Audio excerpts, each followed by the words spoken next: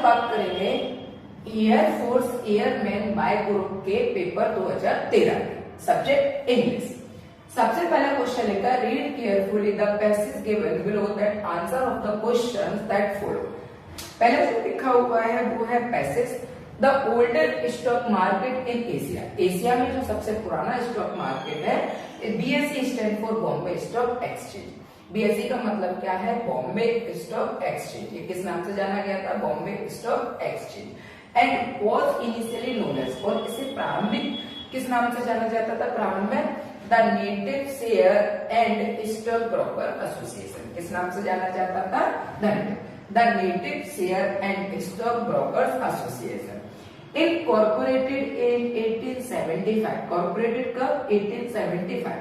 BSE became the first exchange, क्या बना था? ये फर्स्ट बना in India. Be certified by the administration. It attained a permanent authorization from the Indian government in 1956 under Security Contract Regulation Act 1956। यानी ये कब हुआ था? इंडिया में इसको कब मान्यता दी गई थी? 1956 में। ये पूरा पैसेज था। देखते हैं आगे का क्वेश्चन। क्वेश्चन इस पे क्या क्या दिए हुए हैं, किस तरीके से इसे पूछा गया है, तो वो देखिए।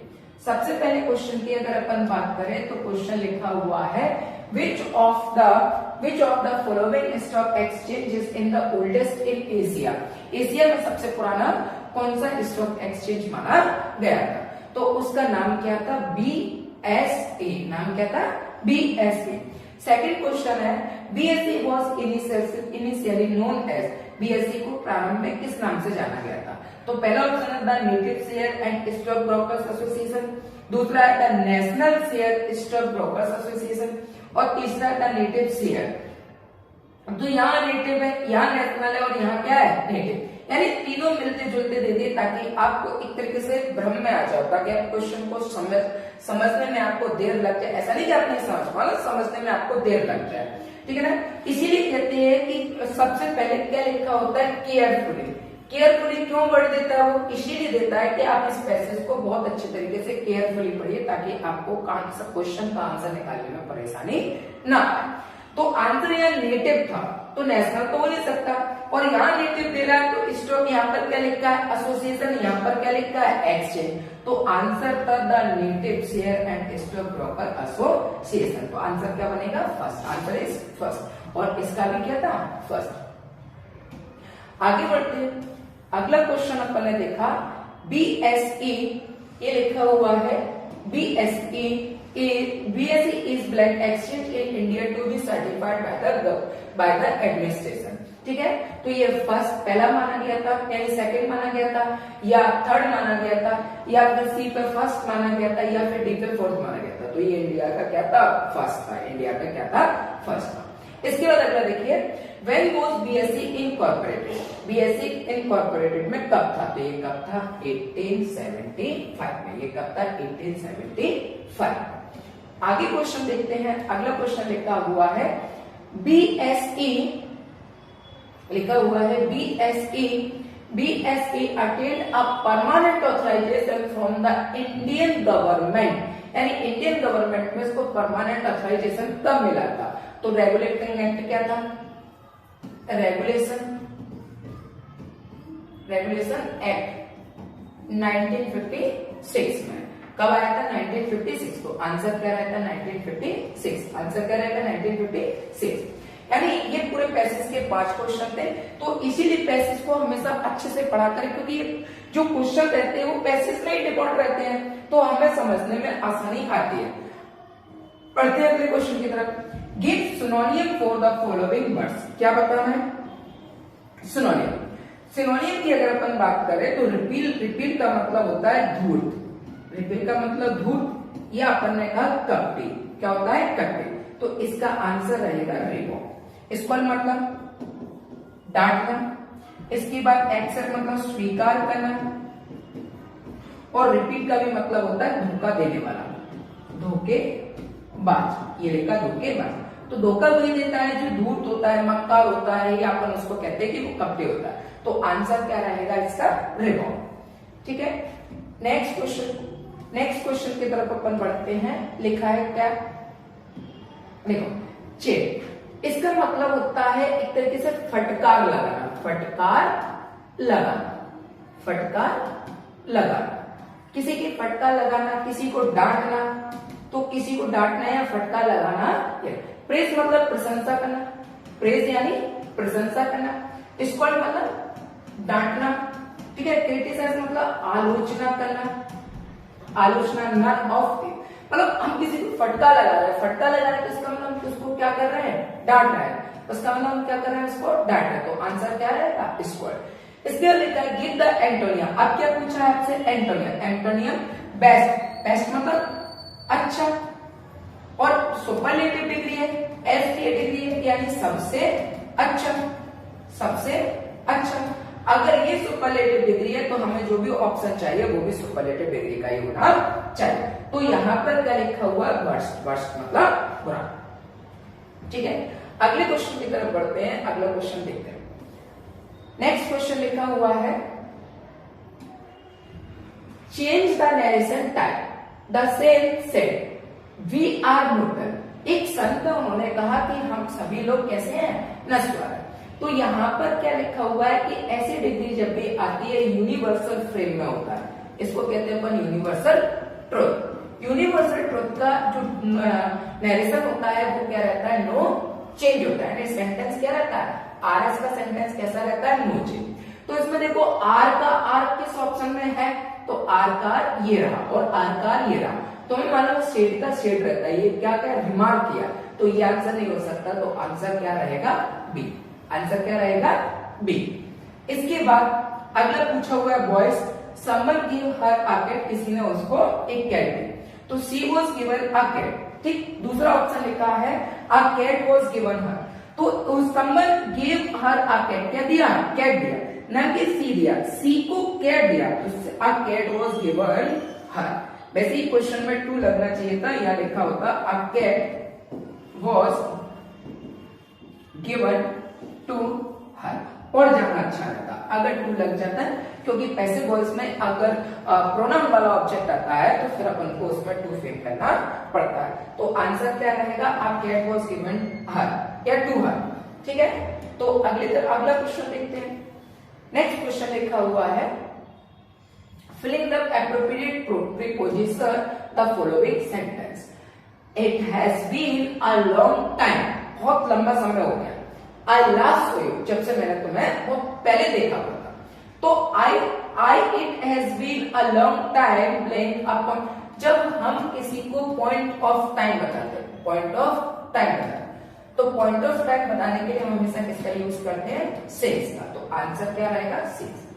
एक तो ये, दूसरा हम देख सकते हैं कि अगर आपको इसके बाद कोई भी टेंस पास्ट इंडेफिनिट का मिलता है, कौन सा, पास्ट इंडेफिनिट। पास्ट इंडेफिनिट मतलब सब्जेक्ट प्लस वर्ब की सेकंड फॉर्म प्लस ऑब्जेक्ट। तो याद रखिएगा सिंस के साथ हमेशा जो टेंस बनता है वो कौन सा रहता है, पास्ट इंडेफिनिट। पास्ट इंडेफिनिट मतलब वर्ब की सेकंड, तो आई क्या होगा हमारे लिए, सब्जेक्ट, सो क्या है, वर्ब की सेकंड फॉर्म, सेकंड फॉर्म से टेंस क्या होना है, पास्ट इंडेफिनिट। तो इन सभी प्रीपोजिशन में आंसर क्या आएगा, सिंस, ठीक है। इसके बाद अगला, I enjoyed skiing the snow, I enjoy skiing के साथ क्या आता है, क्या रहेगा। इसके बाद आगे देखते हैं नेक्स्ट क्वेश्चन। अगला क्वेश्चन लिखा हुआ है, अगला क्वेश्चन लिखा choose the option that best explain the meaning of the phrasal by rake up. Rake up मतलब घूस लेना, घूस लेना या अपन कहते हैं रिश्वत लेना, घूस लेना या रिश्वत लेना। तो घूस या रिश्वत लेने को अपन कहते हैं bring to light. Bring to light मतलब एक तरीके से अपन कहते हैं कि जहां जाना उजाला उसकी तरफ करना, तो जहां पैसा जाना होता है लोग बाग वहीं भगते हैं, तो अपन क्या कहेंगे, bring to light is the something unpleasant, ठीक है। तो आंसर क्या रहेगा इसका, फर्स्ट। इसके बाद अगला लिखा है choose the correctly spelled word, metrology, metrology, metrology और मेट्रियोलॉजी। तो आंसर क्या रहेगा, मेट्रियोलॉजी, METEOROLOG, ठीक है। आगे बढ़ते हैं, अगला question, question number 50। Question number 15 की अगर अपन बात करें तो क्वेश्चन नंबर 15 लिखा है, choose the option that gives the meaning of layer. Layer का मतलब होता है, एक तरीके से अपन कह सकते हैं किसी को, लेयर का मतलब किसी को हम कह सकते हैं कि वो इस तरीके से देख रहा है जैसे कि मतलब एक गंदी निगाह से देखना, अपन क्या कह सकते हैं उसको, गंदी नजर से देखना, गंदी नजर से देखना, ठीक है। इसको अपन कहते हैं बहुत ज्यादा घूरना, बहुत ज्यादा घूरना, ठीक है, बहुत ज्यादा घूरना, तो ये क्या कहलाएगा, लेयर, ठीक है। तो टू लुक एट समवन, किसी को देख रहे हैं, किसी को घूर रहा है, इन एन अनप्लीजेंट वे, ठीक है, अप्रिय तरीके से, मतलब उसका कोई अच्छा उद्देश्य नहीं है, उसके एक बुरा उद्देश्य है, एक अनप्लीजेंट रूप में देख रहा है, तो उसको अपन क्या कहते हैं, लेयर। तो आंसर क्या रहेगा, to look at someone in an unpleasant way. इसके बाद the give the feminine of cock, cock का फेमिनाइन सभी को मालूम है, क्या रहता है, क्या रहेगा, है। इसके बाद अगला क्वेश्चन देखते हैं। अगला क्वेश्चन दिया हुआ है, explain the meaning of make a mountain out of molehill, molehill. तो यहाँ पर क्या है, मोल हिल मतलब एक तरीके से अपन कह सकते हैं इसको दो भागों में अगर अपन बात करें तो ये लिखा मोल और ये अपन ने अलग कर दिया है। तो अपन कहते हैं कि एक मोल एक छोटी सी चीज है, उसको अपन ने बहुत ज्यादा बड़ा कर दिया, बहुत ज्यादा बड़ा कर दिया, तो मतलब मेक अ माउंटेन, और वो भी बड़ा करके कैसा कर दिया, एक हिल जैसा कर दिया अपन ने कहा माउंटेन, यानी छोटी सी चीज को अपन ने जरूरत से ज्यादा बढ़ा दी, तो यानी इसको अपन कहते हैं राई का, किसी छोटी सी बात को राई का पहाड़ बनाना। तो आंसर क्या रहेगा, ए बी सी डी में, to make such an Edward over prefer, to erect a mountain, to kill, तो आंसर है to make much ado over a triple, यानी तिल का पहाड़ बनाना, राई का पहाड़ बनाना, जब उससे ज्यादा किसी चीज को बड़ा चढ़ाकर बांटना। इसके बाद लिखा है अगला क्वेश्चन, प्लूरल ऑफ गूज, तो गूज का प्लूरल क्या होता है, गेस, इसका क्या रहेगा, देखते हैं अगले क्वेश्चन। ये लिखा हुआ है अगला question, A medicine to counteract the effect of poison, एक ऐसी मेडिसिन जो पॉइजन यानी जहर को क्या करती है, काउंटर अटैक करती है, तो उसको अपन कहते हैं एंटीडोट। क्या रहता है, एंटीडोट।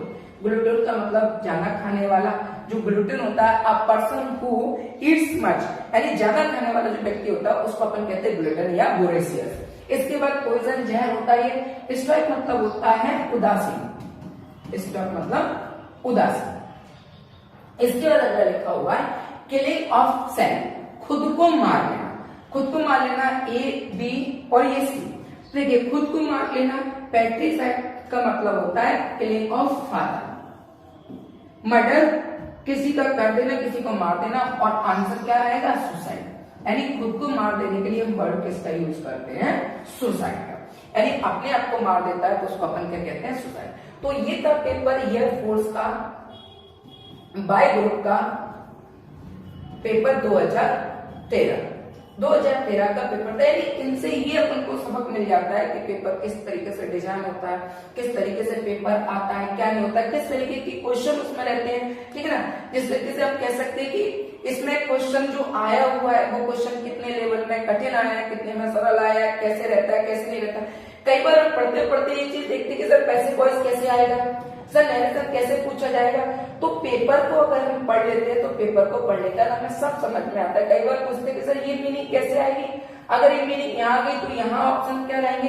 तो ये सारी चीजें जब हम जितनी प्रैक्टिस करते जाते हैं तो प्रैक्टिस के बाद हमें पता चलता है।